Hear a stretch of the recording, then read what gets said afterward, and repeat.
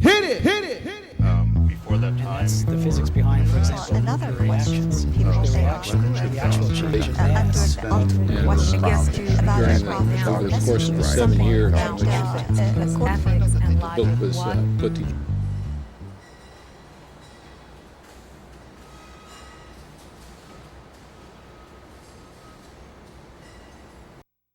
Doing things that are outside of our interest and following the customs of this society, which, as we know, don't always fall in line with our interest. So what we're trying to do in the African-centered movement is create a situation where we operate inside of our own best interest. So in short, Afrocentrism or African-centeredness, which are the same thing, are really about trying to figure out ways to afford us an opportunity to operate within our own interest. That's in short what it is, as opposed to operating inside of someone else's interest and then trying to make that work. Non-Afrocentric education for black children means that they are receiving an education that we really call miseducation, starting back with Carter G. Woodson in his famous book, The Miseducation of the Negro, is really talking about the fact that what black children receive in schools is training. They don't receive an education that is really for their upliftment, liberation, teaching them how to create a different circumstance for black people, teaching them how to create institutions within their own communities. What they receive instead is a sort of training. So that training, in my book, I call that miseducation, along with Carter G. Woodson, sort of taking from Carter G. Woodson, his piece on miseducation of the Negro. My book, The Miseducation of Black Children, is talking about what happens in schools and how that same process is still existing today. So for a child of African descent, if the education is not African-centered, then typically what it is Eurocentric or European-centered, and the children aren't getting the kind of training they need to help them solve problems within their own community. The American public education system seems to be like a mighty tall oak tree, unmoving. And so there have been lots of protests, harangue, and demand to try to get it to change. But at the end of the day, children are still learning that Christopher Columbus sailed the ocean blue in 1492, and that Christopher Columbus discovered a place where people were already existing. So what we have is an education system that is not willing to change. Now, they talk about change a lot. There's a lot of talk about reform right now. And in fact, they have entire efforts, such as the New Standards movements, that are really all about change in education. But at the end of the day, the status quo is always maintained. And one of the things that you see in that is black children are still scoring in the lowest, not just the lowest tier, but in the lowest spot in all of the tiers that are measured, including language arts, math, science, you name it, still in the lowest tier. So the real goal of the education system in the United States seems to be to maintain the status quo. So not much has changed, and that's the reason why I've chosen to study African-centered education, because my interest is in studying those people who are doing things that are going to create a new reality for children of African descent. Incidentally, I think it's probably the most important thing happening in the black community, because what we're really saying is, how about we create some people where we don't have to be reactionary, where we don't have to then go against a system and say what we don't think is fair, what we don't think is right, and then sort of seek redress in that system. But instead to create a system that we think is going to be useful and productive for our young people. And unfortunately, that creates a lot of discomfort in a lot of people. A lot of people would rather see us seek redress and talk about what's not fair, and then sort of protest and ask for our rights. Whereas what the African-centered piece is trying to do is to say, we're not here to protest for rights. We know how to create an education system that's going to be good for our children. Let us do that. And so we'll be productive and forward moving. And all it would take for us to put education in our own hands and take control of the education that our children receive is for us to move out of a mindset of thinking that we have to seek approval from somebody else in order for us to teach and reach our children. Unfortunately, what happens, and I notice this when I start talking about African-centered education to colleagues in the field sometimes, to people who work in education, teachers and the like, is they become somewhat uncomfortable about the idea that blacks would say for themselves what they want to do without seeking approval from the larger community. So when whites have expressed any discomfort with these kinds of ideas and blacks sort of saying, here's what we want for our children and we're not asking you, then that makes some African Americans uncomfortable. So yes, the education is out of our hands because mentally we're not doing the kinds of things we need to do to sort of see ourselves as free people who are liberated to do what we think is right for our children. It's no mystery, as my mentor Asa Hilliard used to say, it is no mystery what needs to happen in order to teach and reach black children. Not a mystery at all, just something that many African Americans and perhaps others are uncomfortable doing. But one of the things that has to happen is we've got to teach our history. So it's important for black children to know their history. It is even important for them to know their history, that part of the history that might be uncomfortable for the majority. So sometimes what happens is when African Americans think that whites will be uncomfortable with certain things that need to be taught, those things will be left out of the curriculum. And as a result, our young people suffer.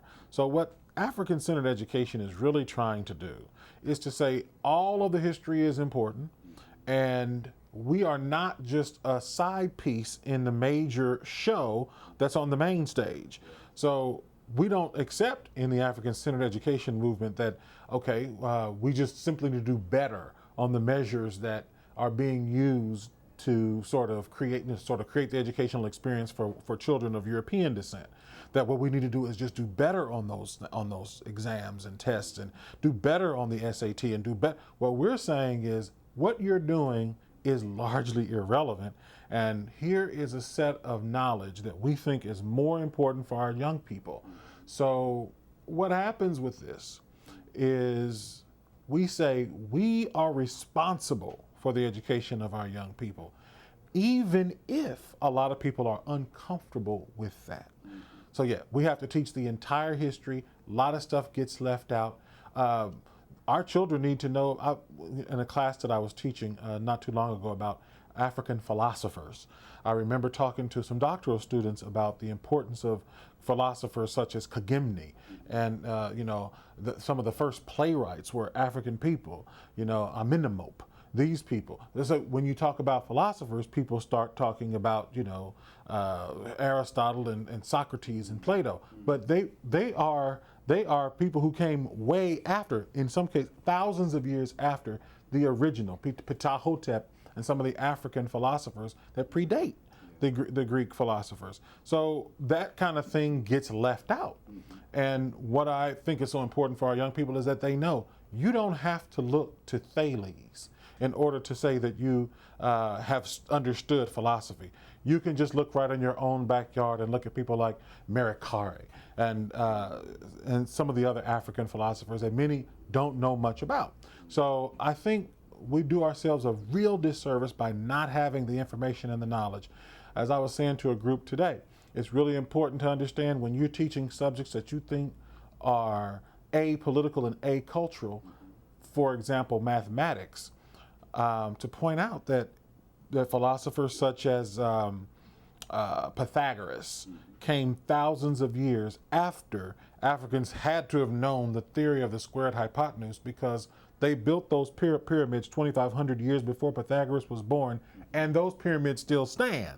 So you would have had to know that math prior to that. So what we're arguing is that those are some of the content pieces, but really a lot of this has to do with, it's the content, but it's also what's going on psychologically with people feeling intimidated to learn a new narrative.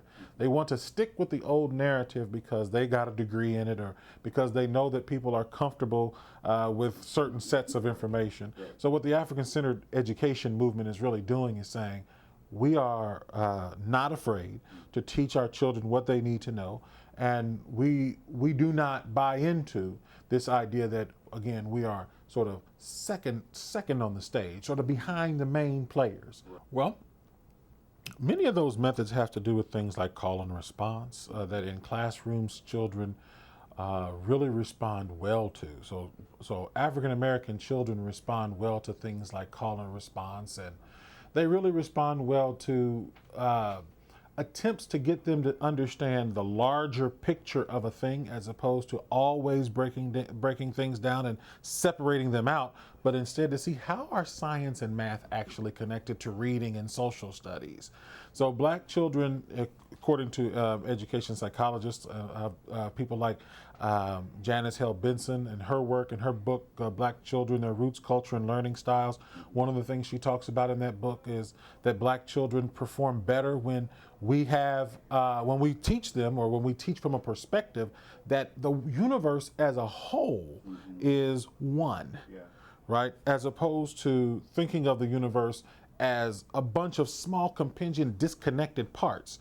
So those are a couple of the methods, and then also the idea that we have an order to things, right? So it's not okay to sort of be individualistic. So classrooms in African-centered settings the teachers use a method where we're family, right? We're not competing against each other. We're cooperating with one another, bringing in concepts like cooperative economics and collective work and responsibility. Those will be the rules in an African-centered classroom. So methodologically speaking, what we're really talking about is the fact that and the African way, using African-centered or sort of African organizing principles to create those classrooms the ways that we want them to be. Now, it's not an easy thing to go from sort of thinking more individualistically and maybe thinking more analytically about things, to moving to the African framework and bringing those organizing principles in, and not disconnecting who we are intellectually from who we are spiritually, and bringing that piece in, not religiously but spiritually, in those classrooms, so that we can, because you have people with different religions, but we bring that spiritual piece to the classroom and are not willing to say that doesn't matter at all, because that's the very thing that helps us maintain the order and keep the balance and have a sense of justice and reciprocity in those classrooms. So it's important. Those are the things that African-centered teachers tend to do. In my studies of African-centered education, I notice classrooms where the teachers are trying to get the kids to become responsible citizens who care about their community. Not citizens, and I want to repeat this again, not people who are saying, oh, America's so unfair, we seek redress, we're being treated so poorly, but instead saying, we're going to build institution to meet our needs, and we're going to build institutions so that we can fix problems in our community. One of my favorite writers, Kmt Shockley, talks in his book, Nation Building. He says that if it's not about nation building, it's not about anything. And he also says that it is important for people of African descent to control the psychic and physical spaces that they call their own. So just like any other group of people, controlling psychic and physical space means that we get to determine what things mean, we get to define things, we get to decide what gets celebrated, we get to decide what gets developed. If not, someone else decides all those things for us. So ownership really is the key. Now, regardless of where we are, we have to own psychic and physical space around us, or as Kmt Shockley says, we'll become the pawns and playthings of those who are directed and powerful. So one of the things that the African-centered piece is trying to do is to put us in position to not be somebody's pawn and plaything. So when you're renting mentality, when you're renting intellect, and you don't have your own ideas, when the kids aren't being taught from an African perspective, which is coming from that natural foundation from which those young people come, we end up being the sideshow. The main players on the stage end up being people of European descent, and we're sort of on the side. We're the token person that's there, sort of looking out, saying yes, and kind of on the sideline, a joke, sort of. And we don't want our young people growing up in that way anymore. Some people are making a lot of money being a joke and a sideshow.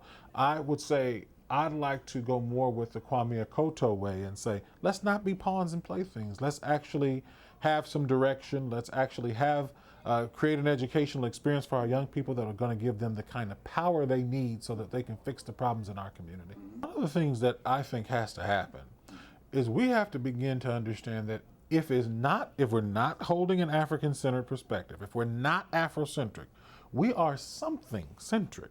Okay? So whatever it is that we are centric had better be something that's empowering us and our community. But when we're not conscious of the fact that we're going to be centered in some way, we'll be taken off and centered usually on the default, which in America is a Eurocentric centering. And that Eurocentric centering oftentimes means that the way we think about one another is circumspect, that we look at each other with suspicion, that we see each other in the same ways that this society is portraying us to be in the media, which we know is quite dangerous. So one of the things we have to begin to do is to accept the fact that much of what they've said about us and the ways that we're portrayed is totally false. And so we have to begin to read some new books, do some new travel, look at some different things on the television, and start to accept the fact that most of what's in the mainstream in the United States is absolutely destructive for people of African descent. Doesn't work for us at all. So we have to become responsible for what we're putting in our mind, because we're turning ourselves, unfortunately, as Dr. Francis Cress Welsing says, into trash people when we are not conscious of what we are putting, allowing to sort of go in. We can't become the trash that they're saying we are. And if we just go along with the normal course of the everyday thing, we will end up consuming trash, and trash in, trash out. You know, that is a quote from Asa Hilliard, and I think the way he was using it is the same way that I think of it. That is, do we have what it takes to really educate all the children that are our responsibility, or are we simply going to try and do a one-size-fits-all? So do we have the will and the courage to learn some new stuff, to do things a new way? Or are we going to continue to behave as if what we're doing is going to eventually work if we could just get those kids to come around? So do we have that will? Do we really want to see children of African descent truly competitive? See, imagine an education system where African American children are competitive, where they are no longer sort of at the bottom of all the tiers that are measured. Imagine what that would mean. That would mean that a lot of people who are doing well would get pushed around. There'd be more competition in the so-called education marketplace, more competition for top spots at the so-called top universities. So when that if black children were in those types of positions, what would happen then? So I'm not the only person that has thought of this, right? Other people have also sat around wondering what happens if black kids become competitive, and they have set things up so that would not happen, right? So do we have the will? In other words, do we have the political fortitude to say, hey, are we just going to keep these kids down, right, and make sure they can never compete with the kids on the other side of town, right? Or are we just going to act like, oh, that's not what it is? It has nothing to do with an actual setup. You know, Nana before, and Asa Hilliard, before he passed away, one of the things he told me was that the problem with the education system is that there's no problem. It's operating exactly as it was designed to operate. One of the things that I think is so beneficial is that once you have your mind, and that is when you have a true education, then you can get your mind back. And once you have that, then you can make a contribution to the society at large in the ways that perhaps you were originally designed to do. But when you are in an education system that leaves you out, and I was looking at the social studies textbook in the Baltimore City Public Schools a couple years ago, and I noticed that the consultants that were the writers of the book, there was only one person in that, a member of that consultancy that was not a white person. And so, and out of author, there was probably 20 people who had contributed to the book. One person was not white. That's a serious lack of diversity. And so what we often see is people sort of doing things to keep things the way they are. That's why I keep coming back to this idea of maintaining the status quo. And what African-centered education does is it says, we're going to create a black child, a black person, that is not the person that you have tried to create. We're going to create a different type of person, one with agency, independence, and personal liberty within him herself.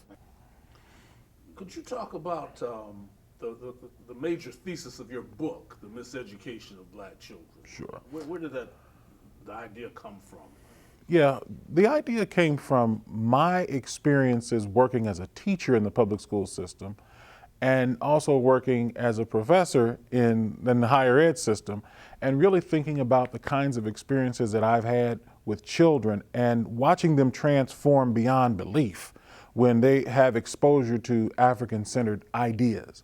So I also do a lot of consulting. And when I go to schools around the country and talk to teachers and students, what I notice is that black kids love hearing information about who they are, where they've come from. They like it when I show them the old pharaohs and the old kings from West Africa and the queens and all of the great scholars that we've had. They love it. However, for some reason, it's always it becomes politicized to even talk about those kinds of things. It's not politicized to talk about anybody else. All other groups can be talked about, and it's just regular education stuff. It's stuff for knowledge's sake. But when we start talking about things related to Africa and its history, I noticed that black children perk up and sometimes teachers perk down. So one of the things that happened once in a professional development that I did in South Carolina is I was talking about the fact that we all have an African origin of some sort. And one of the teachers went to the superintendent on me and said that I was saying some things that were inflammatory, when it was just, it's backed up by science and not just African-American scientists. Louis Leakey, Mary Leakey, everybody is now saying that.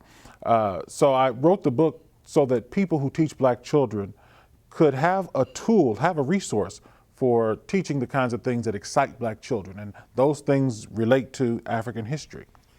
Talk about that relationship between African-centered education and the self-esteem of young African children.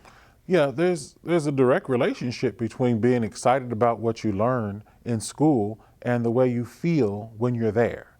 So what happens, I think, in schools is that if you look at the cover of my book, what you see is 3 kids who look deathly bored. And often that's because of what's being taught in the school. So teachers are focused on things that are not exciting to the kids, that seem totally irrelevant to the kids. Many people have created tests to, tests that oppose the current test, to sort of say, look what happens if we flip this on itself and start asking questions that are more relevant to black kids. Look how much better they do, and perhaps look how much worse. Look at the achievement gap on the other side. The whites are on the lower end of the achievement gap in those tests. So basically, if you create a curriculum that is interesting to black children, they will flourish. There's no problem with the way they think. If we listen to the education system as it stands now, we would be led to believe that something is naturally and inherently wrong with black children, when there's absolutely nothing wrong with them. They're geniuses, they're brilliant, but they're not being exposed to an education that they can actually use.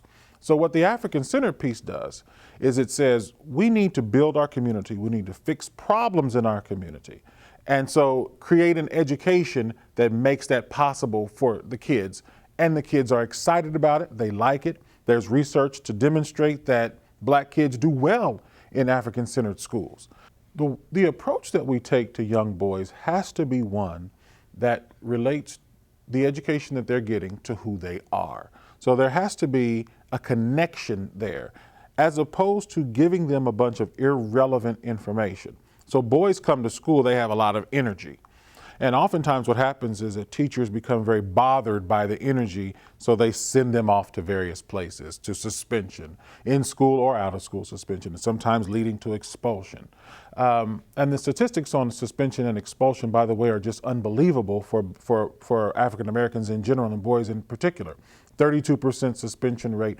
42% of those students who get suspended are African American. One of the things we've got to do is to realize that when kids are not feeling it in school, they make you feel it. So I've tried to talk to teachers many times about the fact that you can get into an intellectual war, a psychological war with black boys if you allow yourself to. And the way to stay out of those wars is to have a curriculum that relates to them, something that makes them feel like it's worth being here. They can feel it when it doesn't match who they are. I know that because as an adult, when I'm in a space where people are talking to me about things that don't relate to me, that don't relate to my community, that are making me feel disconnected, I also want to act out, and I'm a grown man. So I can only imagine what it's like when you're a kid sitting in those spaces. And I remember being a kid sitting in those spaces and at times acting out because I was feeling like what was going on had nothing to do with me. I was bored. I wasn't inspired by what was happening in the school. So it took becoming familiar with who I am. It took some self-knowledge to bring me to a place of understanding that a lot of what they're doing in school is coming from a different perspective. It's irrelevant, sometimes chock full of lies, but I can take it in a certain way and try to pass the test and move on to the next levels. But it takes having met somebody. Somebody has to intervene in order to bring you to the place where you can do that. So unfortunately for our young people, they're not getting the mentorship. They're not getting the, people aren't coming in and saying, hey, it's okay. You're not stupid. You're not dumb. You're more than a bad kid. These kinds of things. We're not accessing our kids to try to make them feel that they are, worthwhile and that what they have to offer is something that's really relevant. What is the role of the school leader, the principal, in the implementation of aspects of African-centered education, particularly in the public school setting? Well, the principal plays an enormous role. In fact, the principal, as instructional leader, is the person who should make sure they're getting an African-centered education. But oftentimes we find that the principals of schools are overwhelmed with other kinds of things. So the normal curriculum, the curriculum that we're all used to, it continues to prevail in terms of what gets taught. The other thing is that the school systems are oftentimes too good at making sure they pick certain people to lead schools. So they'll choose people who they feel may be good rule followers or maybe have shown themselves approved in other kinds of ways, but not in terms of teaching and reaching black children. So we have a system that's very effective at some things, but the things they're effective at aren't helping black children, and not so effective at other things. So the principal is hugely responsible for making sure that black children learn and that they learn something about who they are. They're probably the single most important person in a building for making sure. So that means they've got to hire staff that can do that as well. What suggestions do you have for teacher preparation programs in terms of making sure that teachers understand the importance of African-centered education? That's going to require that the people who work in teacher ed programs are familiar with what African-centered education is and how it works, which means that the old notes that we may be used to using have to be thrown out and some new notes brought in. Unfortunately, schools of education have not made it a part of what they do to bring in African-centered education. I think HBCUs could be a good starting place for trying to do something like that. We know that the current piece isn't working. We know that's not working for black children, but for some reason there's a reluctance to sort of change and do a different thing. If people want to hold on to what's comfortable to them. So colleges of education should be doing more to make sure that they're preparing people to work with black children, not just in terms of, well, multicultural education, but the multi means many. Do you have any information about the black one, about the African piece? How do you do a multicultural education if you don't have information, if you don't have knowledge about the groups that you're supposed to be multiing it about?